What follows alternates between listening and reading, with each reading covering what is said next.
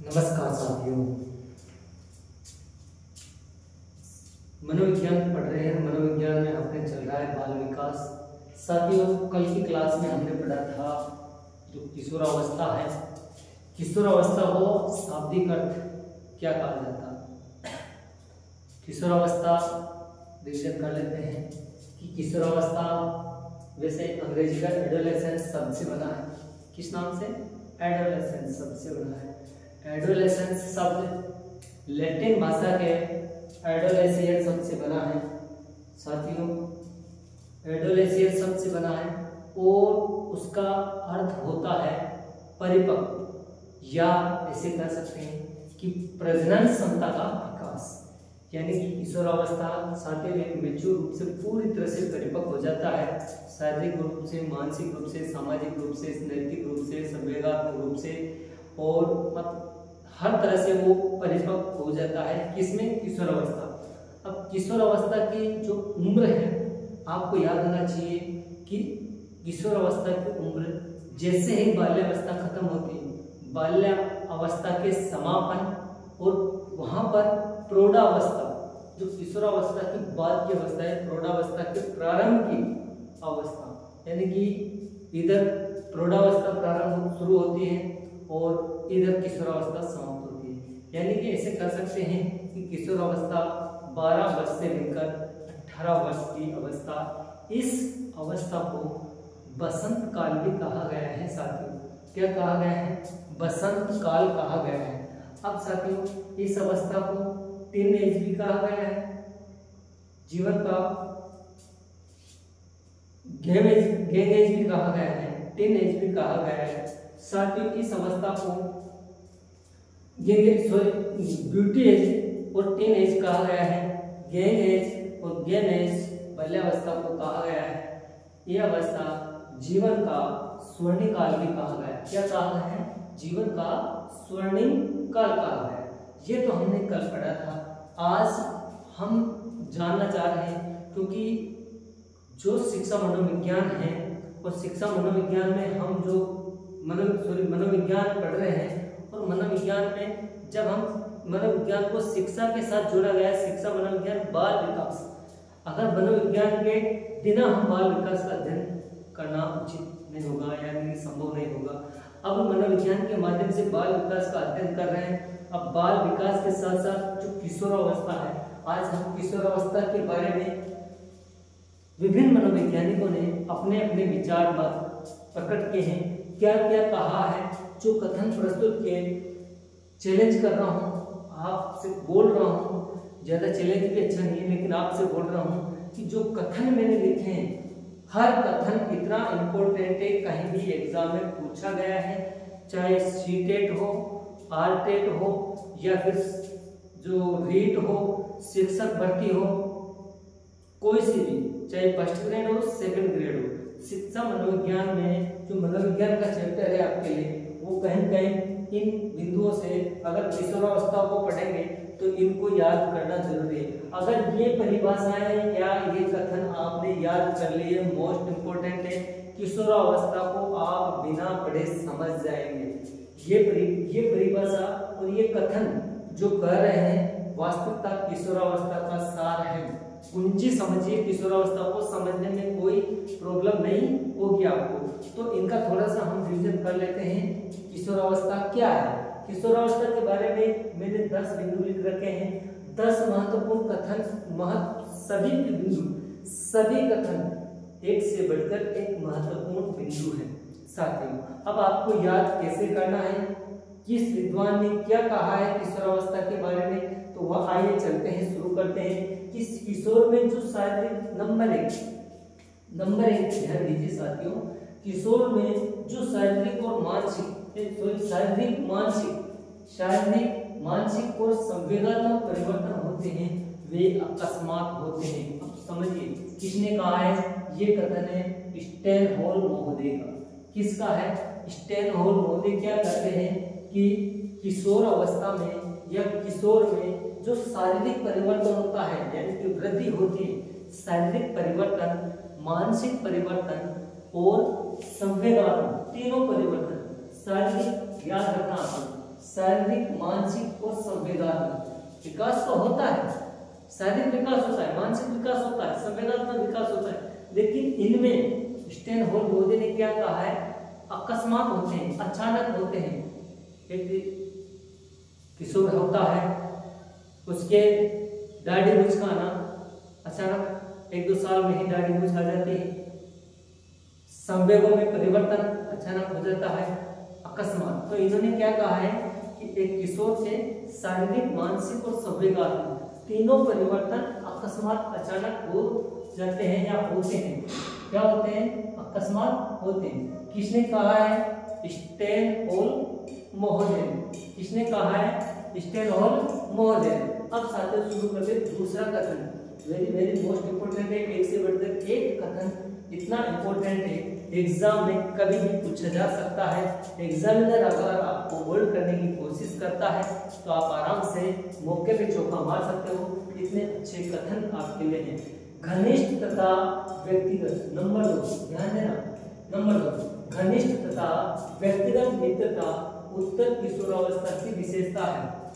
अब साथियों किशोरावस्था बढ़ रहे हैं, किशोरावस्था की उम्र की बात की जाए तो 12 से 18 वर्ष, पूर्व 12 से 14 वर्ष पूर्व अवस्था होती है, और 17 से 17, 18, 19 कर सकते हैं, लेकिन 15 से शुरू 15, 16, 17 लास्ट की, यानी कि किशोरावस्था का अंतिम पड़ाव, अंतिम अवस्था, उसके 1, 2, 3 वर्ष किशोरावस्था के, उसे क्या कहा है? उत्तरार्ध कहा गया है, उत्तरावस्था कहा गया है। और वैलेंटाइन मोदी ने क्या कहा है इसके बारे में कि इस अवस्था में व्यक्तिगत मित्रता किशोरावस्था की विशेषता है। उत्तर किशोरावस्था की एक व्यक्तिगत मित्रता, एक व्यक्ति, एक बालक उत्तर किशोरावस्था में अपने पर्सनल दोस्त बनाना शुरू कर देता है, और पर्सनल दोस्त, गहराई के दोस्त, एक दिल से चाहने वाले दोस्त तैयार करता है, और वो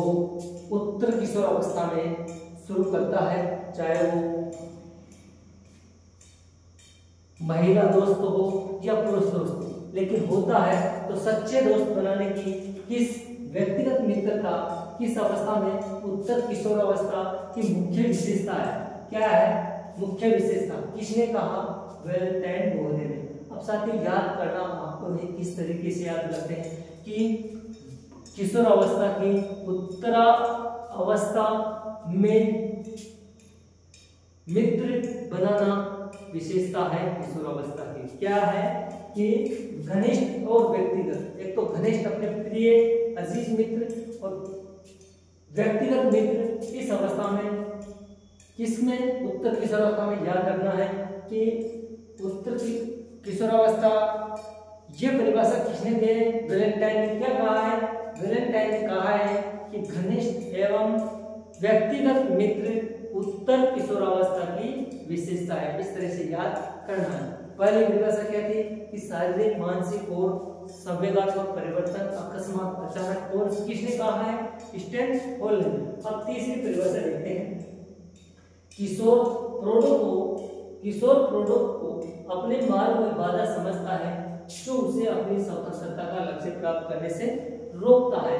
कोल्सनिक मोदी कहते हैं, कोल्सनिक मोदी क्या कहते हैं कि किशोर, या ऐसे कहें कि किशोरावस्था जैसे शुरू होती है, बालक अपना खुद का विवेक ज्यादा यूज करने लग जाता है, बड़े बुजुर्गों की बात को कम मानने लग जाता है और अपनी स्वतंत्रता चाहता है। यानी कि जो वो खुद करता है वो सर्वश्रेष्ठ मानता है, और वो ये चाहता है कि मेरे कार्य में कोई बाधा नहीं पहुंचाए। मैं जो करता हूँ, जो सोचता हूँ वो बेस्ट है, दुनिया कुछ भी करे।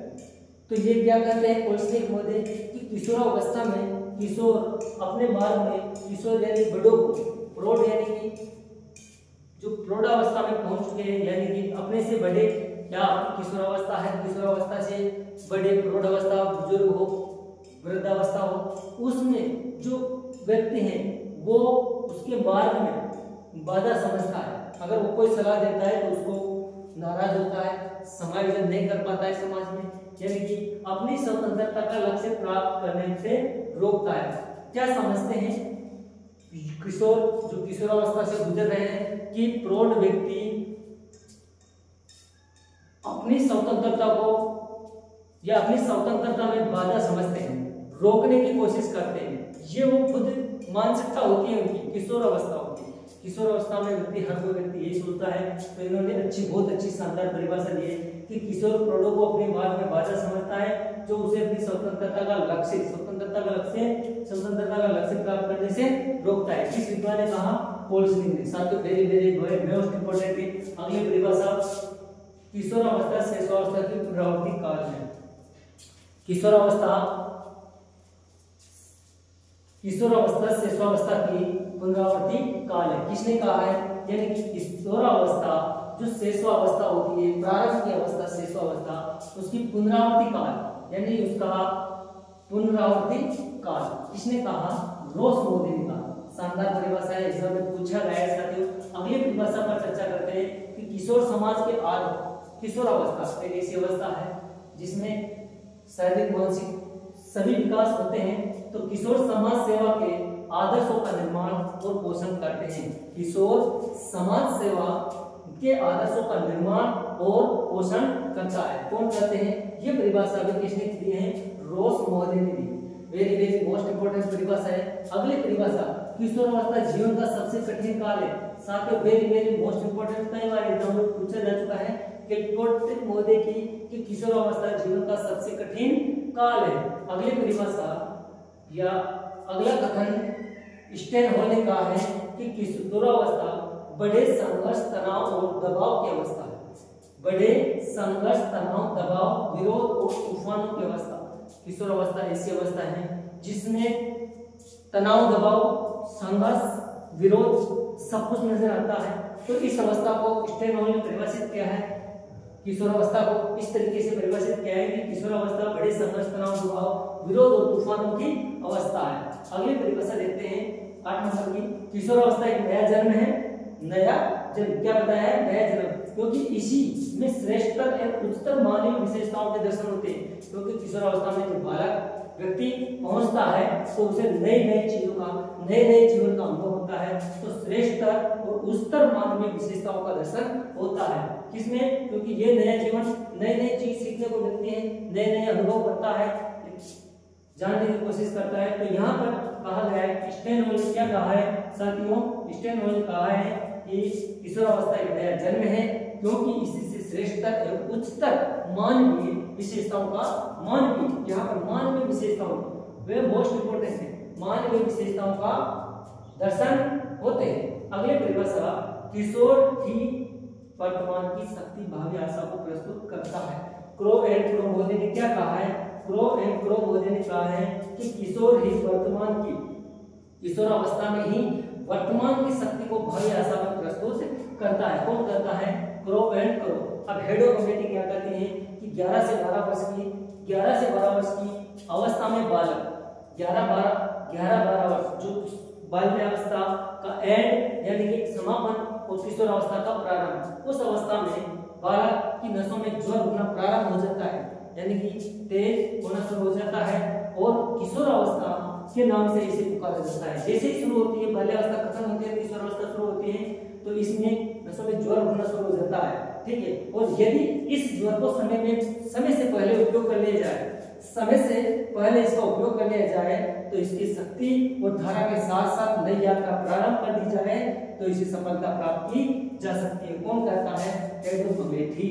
साथियों, वेरी मोस्ट इंपोर्टेंट है, एग्जाम में पूछे हुए सभी बिंदु आपके लिए अति महत्वपूर्ण है। तो आज के लिए इतना ही। धन्यवाद। जय हिंद।